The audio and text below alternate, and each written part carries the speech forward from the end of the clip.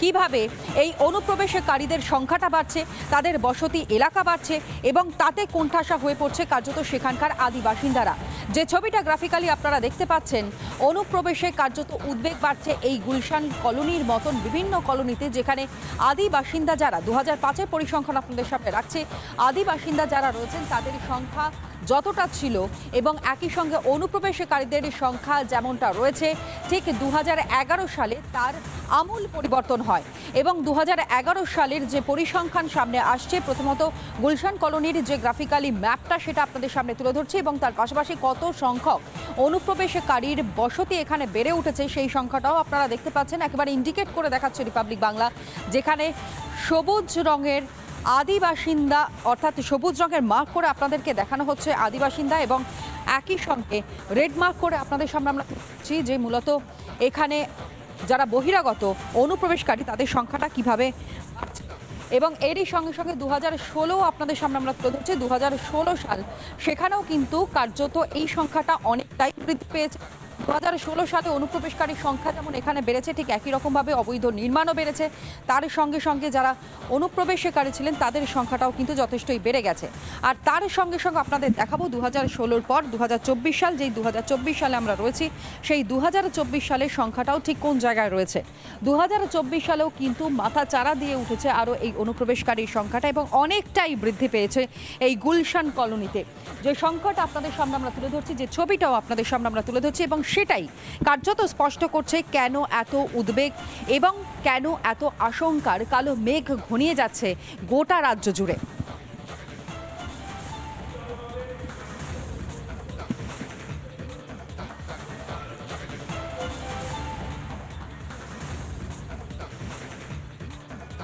আর এদিকে 2005 থেকে 2024 সাল পর্যন্ত যে পরিসংখ্যানটা আসছে, সেই পরিসংখ্যানটা আপনাদের সামনে তুলে ধরলাম। কিন্তু কেন এই জায়গাটা এত সেফ হয়ে দাঁড়াচ্ছে, কেন এই এলাকাতে কেউ কোনো রকমভাবে আঁচ ফেলতে পারছে না, সেটাই দেখাই। নিরাপদ স্থান যেন এই গুলশান কলোনি, যেখানে গা ঢাকা দেওয়ার আদর্শ একটা জায়গা হয়ে দাঁড়িয়েছে। যারা ওপার থেকে আসছে এপারে কাঁটা তারের বেড়া পেরিয়ে আসছে এবং একই সঙ্গে যারা অনুপ্রবেশ করছে, কাউকে আশ্রয় দেওয়ার উপযুক্ত জায়গা এবং এই এলাকাতে কেউ কোনো রকমভাবে ঢিল পর্যন্ত ছোড়ার সাহসটুকুনি পর্যন্ত পাচ্ছে না। কিন্তু কেন 2021 সালে যেখানে গ্রেফতার করা হয়েছে এই 28 জন বাংলাদেশিকে, তার পরবর্তী সময় কি পদক্ষেপ নেওয়া হয়েছে স্থানীয় যিনি কাউন্সিলর তার পক্ষ থেকে এবং একই সঙ্গে কলকাতা পুরসভার মেয়র তার পক্ষ থেকে এবং তার সঙ্গে সঙ্গে পুলিশ প্রশাসনের পক্ষ থেকে, তা এখনো পর্যন্ত স্পষ্ট নয়। যেখানে 2021 সালে উত্তরপ্রদেশে এটিএস অভিযান চালায় এবং সেই অভিযানে 28 জন অনুপ্রবেশকারীকে তারা গ্রেফতার করে। আনন্দপুর থানার সঙ্গে যৌথ অভিযান চালানো হয়, উত্তরপ্রদেশ এটিএসে তারা যৌথ অভিযান চালায়। এবং দেখুন কেন নিরাপদে গুলশান কলোনি, সেটাই আরও স্পষ্ট করছে আপনাদের সামনে। যৌথ অভিযানেই গ্রেফতার করা হয়েছে সংখ্যাটা 28 জন বাংলাদেশি, তাদেরকে গ্রেফতার করা হয়েছে। কিন্তু তারপরও কোনো রকমের কোনো পরিবর্তন হয়নি এই গুলশান কলোনির ছবিটায়। জাল পাসপোর্ট নিয়ে ভারতে আত্মগোপন করে রয়েছে তারা। কি উদ্দেশ্য নিয়ে ওপার থেকে এপারে তারা এসছে, অর্থাৎ বাংলাদেশে থেকে তারা এই বাংলায় এসে ঘাঁটি গেড়ে রয়েছে, তা এখনো পর্যন্ত স্পষ্ট নয়। অপরাধমূলক কাজ বাড়ছে, কিন্তু তারপরেও কোনো হেলদোল নেই এই রাজ্যের রাজ্য প্রশাসনের, এই রাজ্যের রাজ্য সরকারের। জাল পাসপোর্ট নিয়ে ভারতে আত্মগোপন করে তারা রয়েছে এবং এখানে তারা থাকবার পর এখান থেকেই তারা ভারতবর্ষের বিভিন্ন জায়গায় ছড়িয়ে পড়ছে। কেউ কেউ কাজের জন্য যাচ্ছেন, কেউ বা আবার সন্ত্রাসবাদী কাজের সঙ্গে লিপ্ত হয়ে পড়ছেন এবং তারা সেই জঙ্গি কার্যকলাপটা ঘটানোর জন্যই কিন্তু বিভিন্ন জায়গায় যাচ্ছেন। কিন্তু আস্তানা তাদের হয়ে দাঁড়াচ্ছে এই এলাকাতেই।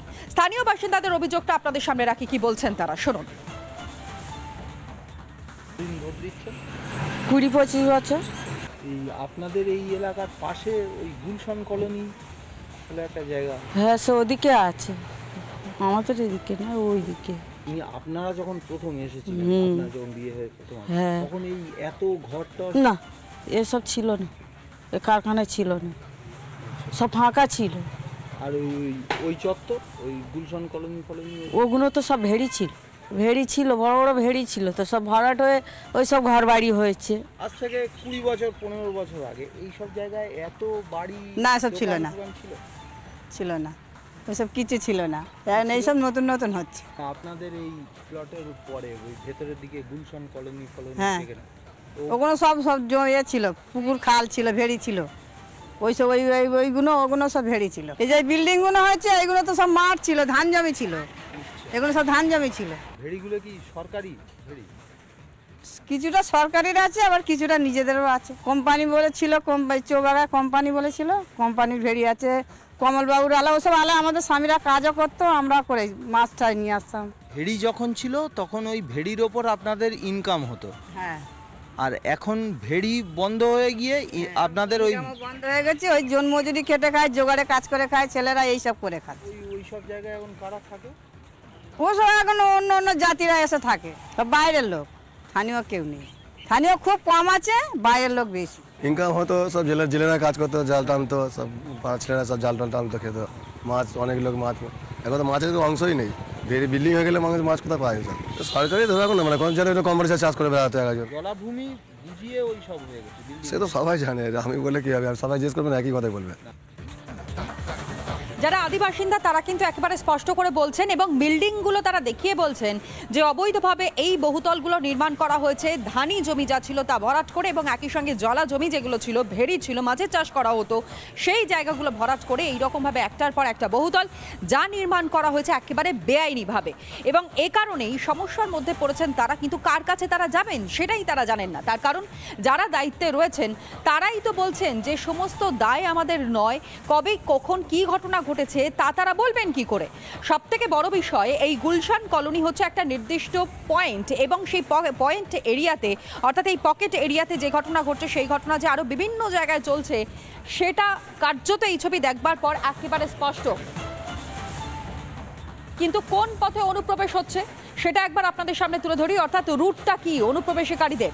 যেই রুট এই মুহূর্তে আপনাদের সামনে আমরা তুলে ধরছি, দেখতেই পাচ্ছেন প্রথম, অর্থাৎ স্বরূপনগর বসিরহাট, এবং সেই স্বরূপনগর বসিরহাট থেকেই কার্যত অনুপ্রবেশকারীরা ঢুকতে শুরু করে দিয়েছে বিভিন্ন জায়গায়।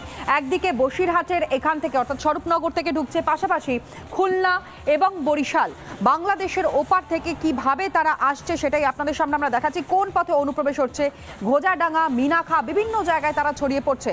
এর সঙ্গে সঙ্গে আপনাদের দেখাই দ্বিতীয় যে রুট, অর্থাৎ 2 নম্বর যে রুটটা, যেই রুট তারা ব্যবহার করছেন, পেট্রাপোল সীমান্ত। আপনারা জানেন অত্যন্ত ইম্পর্টেন্ট একটা পয়েন্ট সেই পেট্রাপোল সীমান্ত স্থলবন্দর, এবং সেখান থেকেও কিন্তু অনুপ্রবেশ ঘটছে। দ্বিতীয় রুটটাই আপনাদের সামনে আমরা তুলে ধরছি, পেট্রাপোল থেকে কার্যত এই যে খুলনা থেকে তারা আসছে, এবং বনগাঁ, কলকাতায় আস্তানা গাচ্ছে এই অনুপ্রবেশকারীরা, বহিরাগতরা। এবং এই যে রুটগুলো আপনাদের সামনে আমরা তুলে ধরলাম, সেই রুটগুলো দিয়েই কিন্তু অনুপ্রবেশ হচ্ছে।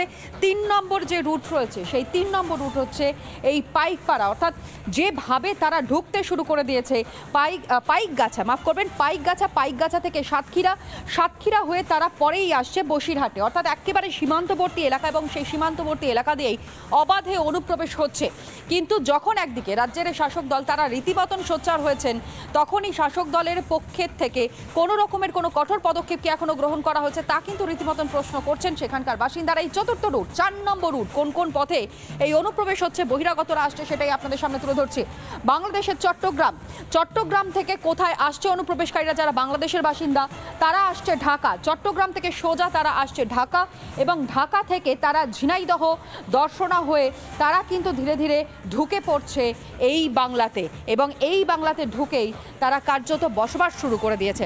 নানা ধরনের কন্টেন্ট দেখার জন্য লাইক করুন, শেয়ার করুন আমাদের ফেসবুক পেজ, সাবস্ক্রাইব করুন আমাদের ইউটিউব চ্যানেল, পাশাপাশি অন্যান্য ব্রেকিং নিউজের জন্য অবশ্যই চোখ রাখুন রিপাবলিক বাংলায়।